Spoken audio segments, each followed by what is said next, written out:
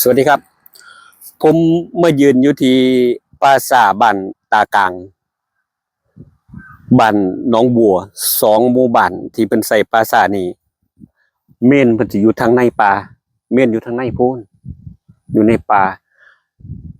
ที่แล้วผมบ่กล้าเข้าไปทางในบ่กล้าเข้าไปถ่ายแต่ผมมาเที่ยวหนึงแล้วแต่เที่ยวนั้นปรากฏว่ามีคนพามาก็เลยหรืออาจสิบ่ฮู้ประวัติแต่คันฮู้ประวัติแล้วผมบ่กล้าเข้าไปนะครับเพราะว่า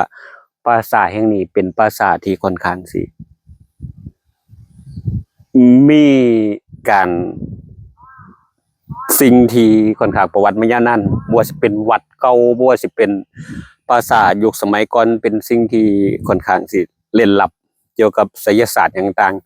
ผมก็ก่อนเข้าไปผมก็ได้ขอขมาหรือว่าขอสิ่งต่างๆจากสถานที่แห่งนี้แล้วล่ะก็เลยเข้าไปติดตามคลิปของผมนะครับสุรินทร์ไต่ร่มเงาพุทธในคลิปยาว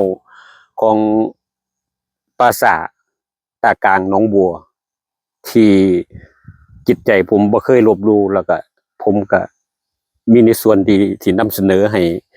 ผู้ที่ติดตามช่องผมนี่ได้รู้ว่าหม้องนี้เป็นสถานที่เป็นปราสาทก็จริงแต่ว่าเป็นสถานที่ที่พี่น้องชาว